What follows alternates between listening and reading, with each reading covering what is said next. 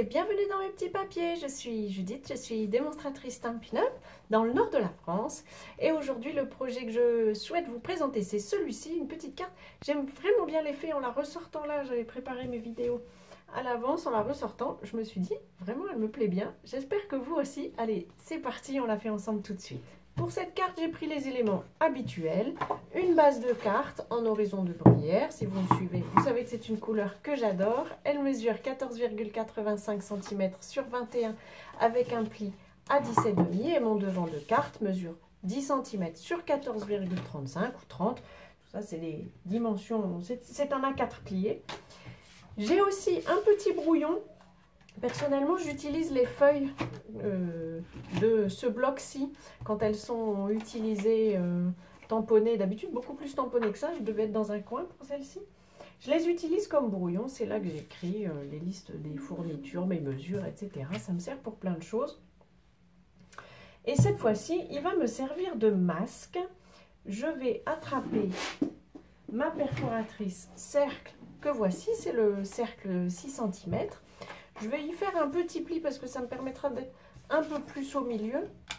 Et puis, je vais enfoncer le papier à fond, le plus loin possible.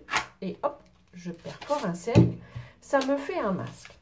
Nous avons, chez Stampin' Up, un papier de masquage qui va vous permettre de coller le papier. Je ne suis décidément pas douée avec ce papier. Je n'arrive pas à l'utiliser et quand j'essaye de le décoller, j'abîme le papier, donc j'ai abandonné, ce n'est pas grave. D'autres moyens sont possibles. J'utilise donc un baie de papier. Je mets mon cercle au milieu juste pour m'assurer que mon masque est à l'endroit que j'ai envie qu'il soit. Puis je le place autour du cercle que j'ai perforé. Et pour éviter qu'il prenne ses petites jambes et qu'il parte en balade, je vais y mettre un petit morceau d'adhésif.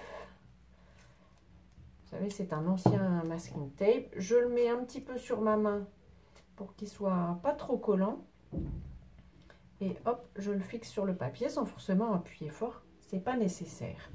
On va faire notre élément qui donne l'impression, une impression de ciel. J'ai pris ma brosse estompe qui me sert pour les couleurs bleues. À la limite, je vais voir en commençant à l'utiliser pour décharger. Bah oui, vous voyez, il en reste encore. Sinon, je pourrais utiliser du béguin bleu. Mais comme j'ai envie que mon élément soit estompé, juste décharger ma brosse, ça va me suffire. Je fais attention de passer un petit peu au milieu quand même aussi. C'est pas forcément nécessaire d'en avoir beaucoup en bas. Par contre, en haut, j'ai envie que mon cercle soit bien défini. Encore un peu au milieu. Et hop. Bien sur le côté. Je crois que je vais mettre aussi un petit peu de masking tape là-haut parce qu'il part en visite aussi. Hop, voilà. Et voilà. Et on a un élément bleu. Je trouve ça joli. Et surtout, l'instant magique, c'est quand on l'enlève. Maintenant, on va pouvoir faire notre tamponnage. J'ai choisi d'utiliser le set de tampons Painted Lavender. Je vais utiliser les petites herbes que je vais tamponner en grenouille guillerette. Ce sont toutes mes couleurs bien aimées, que j'aime d'amour, comme on dit. Et je vais placer mes petites herbes. Là, je ne l'avais pas bien fait, j'étais un peu trop haute. Je vais les placer bien en dessous. J'ai envie qu'elles démarrent sous le cercle. Donc, juste ici en dessous. Hop.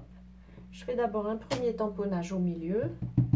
Et ensuite, j'en fais un peu sur le côté, hop, comme ça, pour qu'on n'ait pas l'impression d'un tampon qui se termine. Je vais utiliser ça pour m'assurer que je masque bien toute ma carte. Et hop, j'en remets un ici sur le côté. Vraiment, ça, il y a juste un tout petit élément qui a servi pour la carte, mais c'est ça que je veux. Et puis, alors je vais essuyer mon tampon. Moi j'aime bien, il y a plusieurs outils chez Stampin' Up pour nettoyer les tampons. J'aime bien le chamois synthétique quand j'utilise, quand c'est pas un set de tampons comme ça sur un bloc. Quand on utilise utilisé le Stamparatus, par exemple, j'aimais bien, mais aussi le nouveau rouleau, etc. Je trouve que c'est pratique. Par contre, pour mes tampons, moi, ce que j'aime bien, c'est le Stamp Scrub qui, en plus, se nettoie facilement. Quelque chose que j'aime bien. Là, pour la décoration, on va utiliser cet élément-ci, c'est le plus fin, que je vais mettre sur le même bloc, ça n'est pas gênant. Et je vais le tamponner en horizon de bruyère, puisqu'a priori, c'est une couleur proche de la lavande, même si je suis pas sûre, je sais pas bien si les fleurs de lavande sont exactement comme ça. Et puis je vais les tamponner de façon un peu aléatoire, en première génération et en deuxième génération. Pas forcément toute droite, je vais éventuellement, voilà, là celle-ci je vais la faire encore droite, mais je peux en faire une un peu de côté, comme s'il y avait un petit élément de vent. Et puis, pourquoi pas, je vais faire des tailles différentes aussi. Celle-ci, je vais la faire un peu plus basse. Hop. Et puis encore un élément en deuxième génération ici. Voilà. Et ça me suffit pour l'illustration. Et comme je vous disais, l'instant magique, c'est quand on enlève ce brouillon. Hop. Pour avoir juste la petite fenêtre. Je trouve que l'effet, ça fait un effet waouh à chaque fois. Je trouve, on fait un waouh. Alors pour le souhait, j'ai choisi mon set de tampons. Lui aussi, je l'aime d'amour. Souhaits essentiels. J'adore la police de caractère de ce set de tampons. J'espère qu'il restera au catalogue. Quand vous voyez cette vidéo, je sais ce qu'il y a dans le nouveau catalogue, mais au moment où je filme, je ne le sais pas encore. On stage, c'est la semaine prochaine.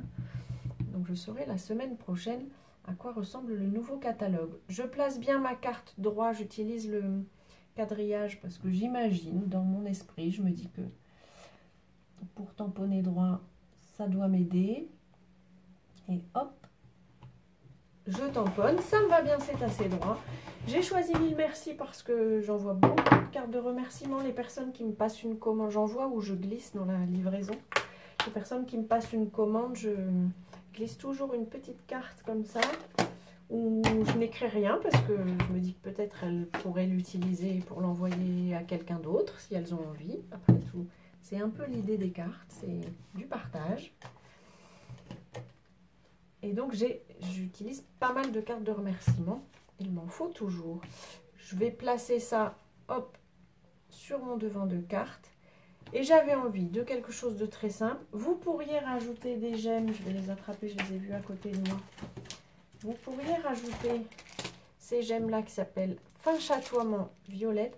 J'avais envie d'une carte simple, donc pour ma part, je ne le mets pas. Je vous représente ce qu'on a utilisé. Le set de tampons Painted Lavender qui est assorti à un lot de poinçons. Le set de tampons Bien-Aimé Souhaits Essentiels. On a utilisé la brosse estompe et en couleur, c'était Béguin Bleu, Grenouille Guillerette et Horizon de Bruyère. Et puis aussi la petite perforatrice cercle. Moi, j'ai choisi celle-là, mais vous pourriez faire une fenêtre de n'importe quelle autre forme selon les perforatrices que vous avez. Voilà, j'espère que cette petite carte vous aura inspiré. Si c'est le cas, pensez au petit pouce, ça me fait plaisir. Et puis écrivez-moi si vous avez envie. Dites-moi, tiens, par exemple, est-ce que vous utilisez la lavande? Personnellement, je l'utilise en petits sachets dans mes armoires. Alors, dites-moi si vous êtes aussi adepte des petits sachets de lavande dans votre armoire. Allez, je vous souhaite de passer de belles journées créatives avant notre prochaine rencontre. Et puis, bien entendu, pour aujourd'hui, je vous embrasse.